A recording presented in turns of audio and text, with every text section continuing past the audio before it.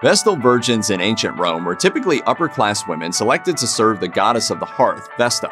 But what was it really like to be a Vestal Virgin, which meant keeping the eternal flame burning and maintaining a vow of chastity for 30 years? Here's the truth. Ancient Rome was in many ways a place dedicated to hierarchy. If you were going to be a person of consequence, it helped very much to be from a high-class patrician family, as opposed to lower-class plebeians. Money and knowing the right people were invaluable, and they could sometimes get you an in with the gods themselves. You couldn't become a Vestal Virgin if you weren't already well-situated and also, well, female.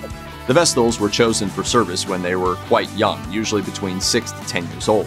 The chief priest looked for a new Vestal from amongst the most respectable families. In the early years of the tradition, the girls had to be freeborn and the daughters of parents who were also freeborn. Both parents had to be alive, and the girl had to be without physical or mental defects. Later, as fewer families were willing to give up their daughters to a restrictive life as a priestess, the rules loosened and daughters of free slaves were eligible. They were chosen by a lot drawing system, and once they were publicly chosen, the young girls were sent to live in the house of the Vestals with older priestesses who would form their new family for the next 3 decades of their lives. Once a Vestal Virgin was chosen, she would join the other priestesses at the Temple of Vesta on the Roman Forum. Their duties included a variety of different tasks. They officiated ceremonies, you could find them preparing sacred food, and they were even called to fetch water from a sacred spring, as water from the regular city supply wouldn't do. But these duties, while important, were small potatoes compared to their main responsibility, keeping the fire of Vesta burning. It's hard to overstate the importance of the sacred flame in the middle of Vesta's temple. The hearth was the center of the idealized Roman house, giving warmth and light, and the ability to cook food for the family. It was, both literally and symbolically, the heart of the home. Eventually, people took this symbol and applied it to all of Rome. The fire burning in the Temple of Vesta represented the home fire for the Roman people. As long as it remained burning, it guaranteed stability and power for everyone. In a home, the fire was tended to by the women of the house. Vestal virgins, who were unmarried and somewhat independent, unlike a typical Roman family's actual mother and daughters, filled in as the mother figures for all of Rome. If they weren't there keeping the home fire burning many reasons, then how could Rome continue to prosper? If the fire burning in the heart of the Temple of Vesta represented the stability necessary to keep Rome moving along in grand fashion, then what happened if it went out? The flames were supposed to be perpetual. To see them extinguished would have been shocking for the Vestals, the priests, and anyone else who saw the empty hearth. For some, it even portended awful omens or the disfavor of Vesta herself. A Vestal Virgin who let the fire go out faced serious punishment. They would have been flogged, though their lofty status meant that only the high priest was allowed to strike them. Their punishment was meted out in a private place with a curtain drawn so that the Vestal's shame would be hidden. Sometimes, if a Vestal Virgin was very lucky, she could fix things before anyone found out. Emilia, one of the fortunate Vestals, saw that the flame had gone out one day and immediately prayed to Vesta. In some versions of the tale, Emilia also threw a linen cloth on the embers as insurance. In either case, the flames were restored and the Vestals were vindicated. As part of their service, Vestals were to remain chaste. They were like family members to all of Rome, mothers and sisters to the entire population. Therefore, it was a great betrayal for a Vestal to have a romantic or physical relationship with a Roman. It was very rare to uncover a confirmed case, but when it happened, it drew the ire of everyone.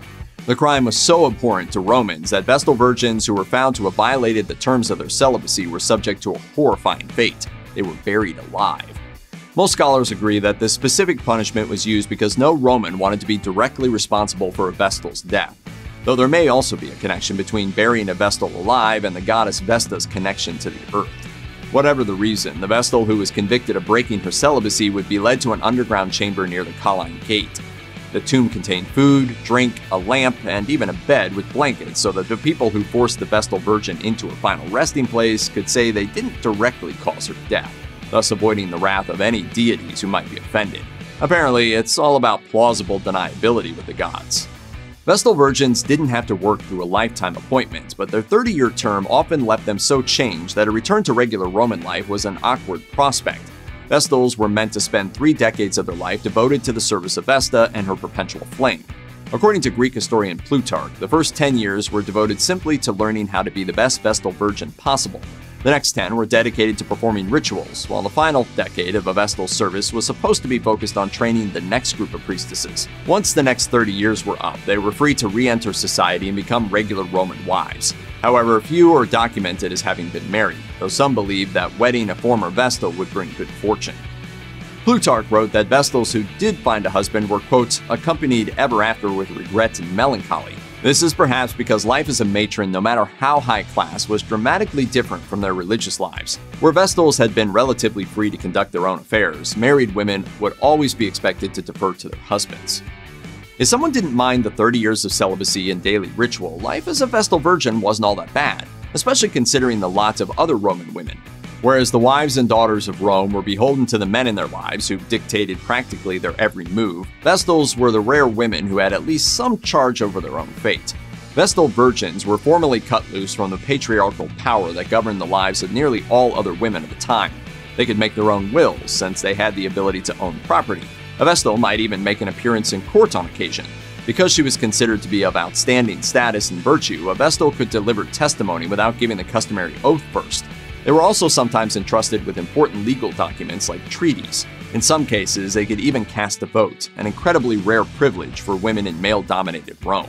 On a somewhat more superficial level, Vestals got some of the best seats at gladiatorial games. They didn't have to worry about making their way through the games through the dirty streets. Instead, Vestal Virgins got a ride in enclosed carriages escorted by a personal guard, and they were always given the right-of-way. Just behind the circular temple of Vesta sat the House of the Vestals. It was a comfortable place to live, as long as the inhabitants didn't mind the cloistered lifestyle within. By the time of the Roman Empire, the House of the Vestals had grown to be quite opulent. The main feature of the palace grounds was its central courtyard, surrounded by a variety of different buildings, and on the outside a two-story portico. Excavations of the area in recent times uncovered statues of the head Vestal Virgins, which probably decorated the courts and were accompanied by inscriptions identifying the subjects and going on about their good character. These statues also give us a decent idea of what the Vestals would have looked like as they served the goddess.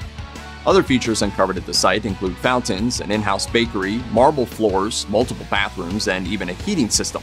All told, the House of the Vestals had 4 or 5 stories. That's enough room for not only 6 priestesses, but also a small army of servants to support their sacred duties. Vestals, as unmarried women, were caught between life stages of upper-class Roman ladies. Born to another fate, a Vestal's path would have been split into only a few segments. They would have begun their lives as daughters, become brides for a brief moment, and then finally become honorable, submissive wives known as matrons.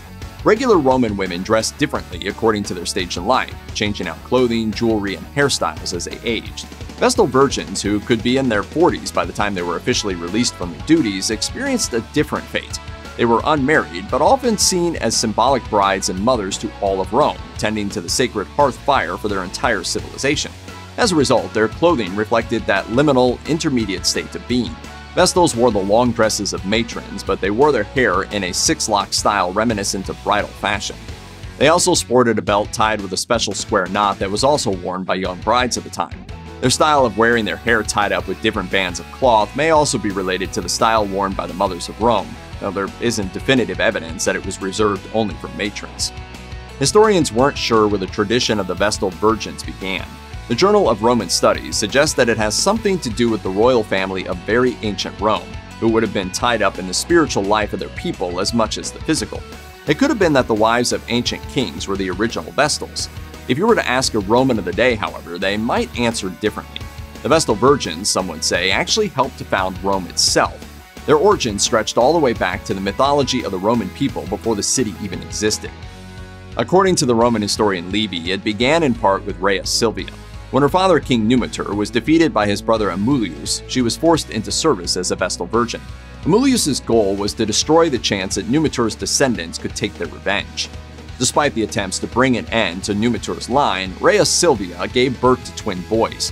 She claimed that the father was Mars, the god of war, who had impregnated her. As punishment for this decidedly non-Vestal behavior, Rhea Silvia was thrown into prison, while her sons Romulus and Remus were thrown into the Tiber River. The boys were rescued by a farmer and later grew to establish the city of Rome. Romulus and Remus eventually brought about Amulius's worst fears by overthrowing the traitor king and reinstating Numitor's family to the throne. For some, standing by waiting for a priestess to fulfill her obligation to Vesta before marrying was far too long a time to wait. For one daring ruler, he simply told his intended that she wasn't going to be a Vestal anymore. Elagabalus, a Roman emperor of the 3rd century CE, shocked many by marrying a Vesta, though this was just one entry in his long list of supposed crimes against Rome and its deities.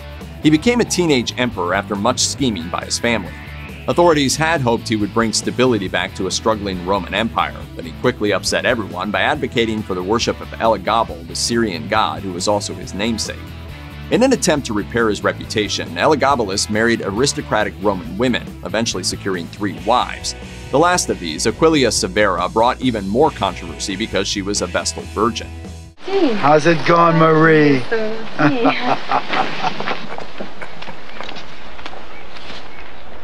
It's good to be the king. Roman statesman Cassius Dio later wrote that Elagabalus was most flagrantly violating the law by marrying Aquila Severa. The young emperor supposedly said he wanted to do it in order to produce godlike children.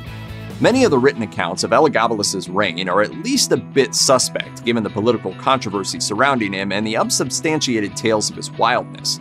We do know that, after only 4 years, Elagabalus was executed in 222 CE. While his children might have been godlike, poor Elagabalus was decidedly not. As Rome turned more and more to Christianity, the Temple of Vesta was eventually closed. But while the rising Christians saw this as a good development, those who still believed in the old gods and goddesses of Rome were horrified. What would happen to the already stumbling empire if Vesta's flame no longer burned? For many, it was the sign of impending disaster. According to Zosimus, a Greek historian, defying the Vestal Virgins and their goddess, weakened as they were, still spelled bad news for at least one woman. In Zosimus's New History, Serena, a Christian noblewoman, entered the temple, grabbed a necklace from the statue of Vesta, and placed it around her own neck. An old priestess saw what Serena had done and reprimanded her. Serena mocked the woman and left. The Vestal prayed that the younger woman would pay for her impiety. Serena was then visited by terrible dreams of her own death. It looks like her dreams were trying to tell her something because the young noble was ultimately accused of conspiring with invaders and executed in 409 CE. Check out one of our newest videos right here. Plus, even more grunge videos about your favorite stuff are coming soon. Subscribe to our YouTube channel and hit the bell so you don't miss a single one.